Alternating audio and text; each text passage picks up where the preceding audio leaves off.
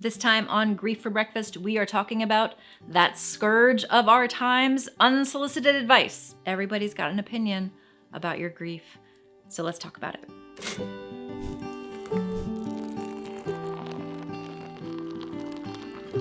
Most people who have something to say about your grief, they're coming from a really good place, right? They have those good intentions. The problem with good intentions is that most people don't check in to see if what they're doing is actually making you feel good or feel better or not, right? Like their good intentions don't cancel out the fact that what they said feels like crap. Just because somebody has the best of intentions doesn't mean we don't correct them or put a boundary in place when what they're saying isn't cool. So let's talk about my current top 3 least favorite pieces of unsolicited advice that maybe you've heard or maybe you've given. Okay, I do want to say if that you hear me say something and you're like, oh no, I've totally said that, don't panic.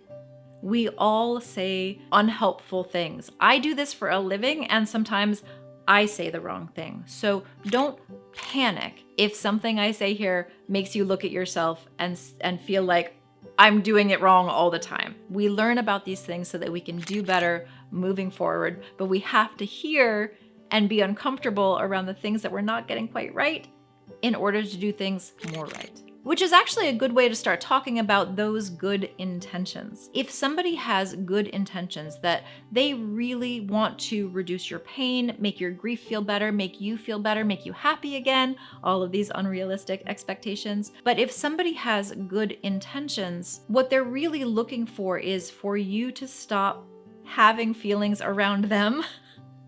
Right? It's what we've been taught. We think our job is to make other people feel better, so we're doing what we think we're supposed to do. If somebody tells you that what you're doing isn't helpful, the temptation is to get defensive. I was only trying to help. Well, if you were only trying to help and your intentions really are good, then you need to be willing to hear that what you're doing isn't helpful. You're going to feel uncomfortable. You're going to feel, in some ways, kind of ashamed or embarrassed about what you said, but that is okay. That is part of being human. If you really do have good intentions, then you need to be willing to be corrected in order to deliver the love that you actually intend. You have to be willing to be a work in progress in order to deliver those good intentions that you actually have. If you are not willing to hear that what you're doing is not helpful, then you are more interested in being seen as helpful than actually being helpful. And there is a difference. So let's talk about those currently top 3 things. Now, I say currently top 3 things because it depends on the day. I have heard so many terrible things. I've said so many terrible, unhelpful things to grieving people. So today's top 3, the first one is they wouldn't want you to feel sad, or they would want you to remember the good times. Telling people that they shouldn't feel how they feel is, I think of it like the ghost part of a sentence. We don't usually say that out loud, but if I say to you, hey, your dad wouldn't want you to be so sad, what I'm really saying is, so stop feeling how you feel because it's not right. It's not good. You got to quit it. Stop grieving the way that you're grieving. Like that is always the message inside unsolicited advice. Unsolicited advice is always criticism. Unsolicited advice is always criticism. I look at you and I say, you're not doing it right, so maybe you should do it this way. That sounds like a really harsh description of those good intentions, but if somebody did not ask for your opinion, you giving your opinion about what they should do better or differently is criticism. It is not care. Unsolicited advice is always criticism. So one quick thing about those good intentions. Everything that I'm going to talk about in this video presumes that that unsolicited advice is coming from somebody who does have good intentions, or they think they have good intentions. They're coming from a good place. We are not talking about people who are just flat out jerks. If somebody is being mean or abusive, that's a different video. So for this conversation today, we are talking about people who truly do want to show up for you and be supportive. They're just not doing it right. If somebody has said to you they wouldn't want you to be sad, what are you going to do with that? You have a number of options. Remember that we're going to assume that this is a person who does have good intentions. Their intention is to be supportive to you. So what can you say? So being able to say, hey, what you just said to me doesn't feel very helpful. I know your heart's in the right place. Pretty sure my dad would want me to feel however I feel. It is okay to tell somebody that their helpful help is not that helpful. Current second least favorite piece of unsolicited advice or trying to make you feel better thing that we say to people: you're gonna come out of this even stronger and better than before now that you know what's really important in life. It's basically cheerleading masquerading as being supportive. You are going to be such a strong, amazing, wonderful person because of this experience. The part of that sentence that isn't usually said out loud is, you clearly weren't a strong, resilient person before this happened, and you needed this intense loss to happen in order to become your best self. That is rude. We don't think about that thing that we say to somebody who's going through a hard time, that this experience is going to make you stronger. There's this like pop psychology thing that has been around forever that says the only way you become your true self is through hardship. Like, that is garbage.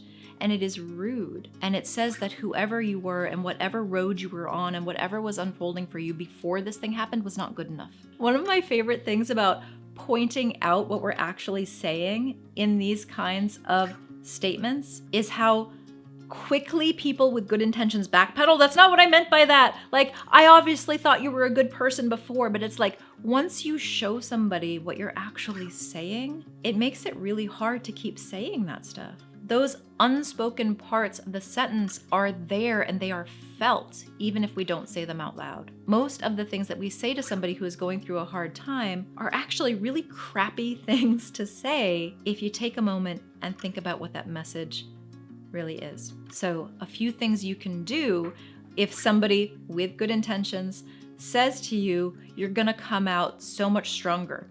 One of the things that somebody said to me when my partner drowned was, you're gonna become such a good therapist out of this. Aside from the shock value of how ridiculous that is, this is a really good example, because what that says is you were not a good enough therapist before this happened, and you needed someone to die in order to be a better therapist and to be of service to other people. Like, when you diagram the sentence, basically, you can really hear how rude, dismissive, and nonsensical that stuff is. So if you're on the receiving end of that and somebody says, you're gonna become such a better person, you're gonna be such a gift to the world, you're gonna be so strong, whatever it is, whatever flavor of you needed self-improvement that sentence is, you have some options here. You can do the quick and easy route that just says, I know you think that that's helpful, but that says that I needed this terrible thing because I was such a bad person before that I needed this kind of self-improvement. That's actually a little wordy.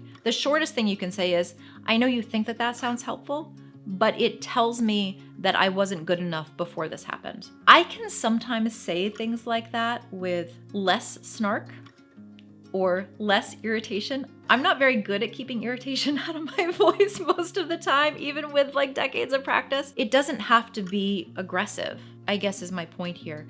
You can say things like, I know you mean that to be helpful, but what I hear when you tell me that this is going to make me a strong person is that you didn't think I was strong enough before this happened. Is that true? I like to end those sorts of comebacks with, is that true? Because it invites conversation. It's also really uncomfortable for the receiver sometimes, and I like that bonus, but it invites conversation. It helps that person with good intentions to really think about what they just said.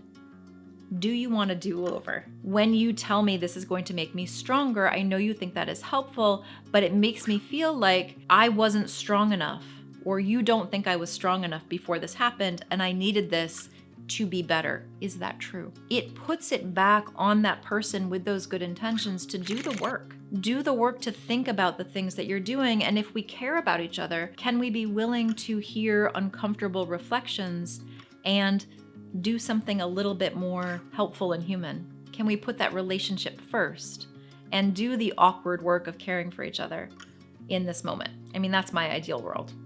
Humans are a lot messier than that. Number 3 on this list is literal advice. Have you tried watching these videos?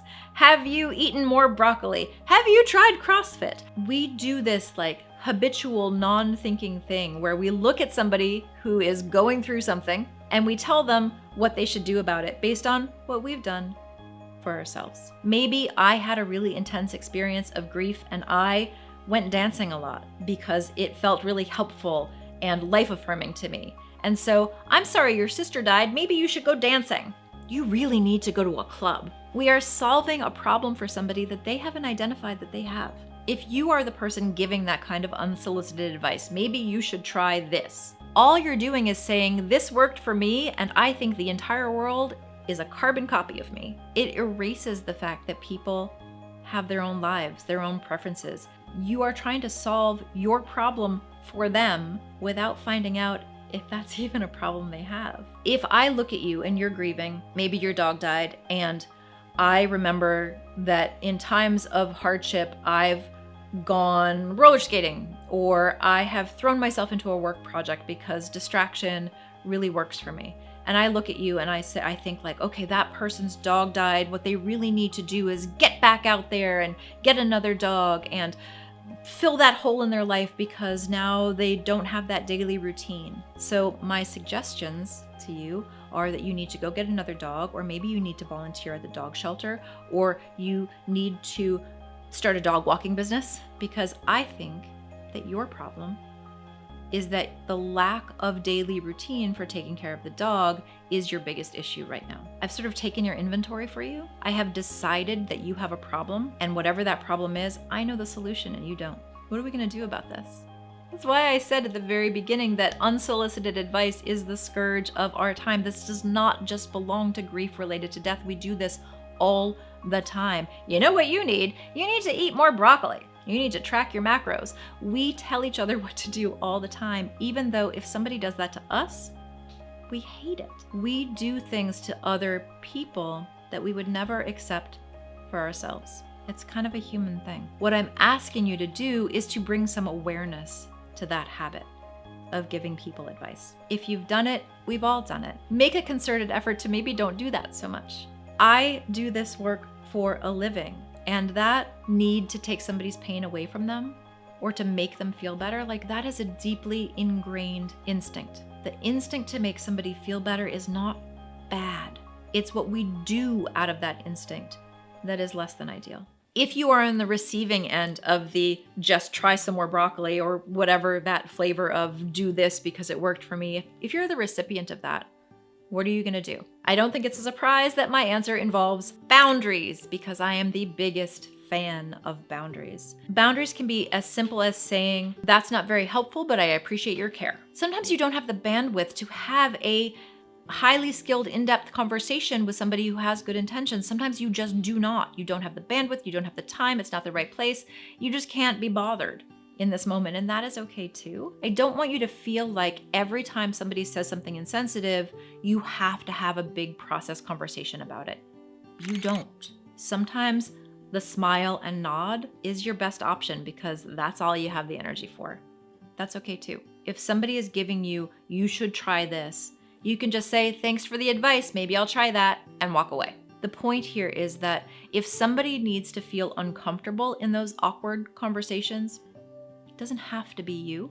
And you can also just leave. That's a boundary too. Putting on your hat and heading towards the door is a boundary. Every single one of these top 3, and you could honestly swap in your least favorite things people have said to you, boundaries are always the answer, no matter what that unsolicited advice is. It is okay to tell somebody that what they're doing with the best of intentions is not landing in the way they think it is.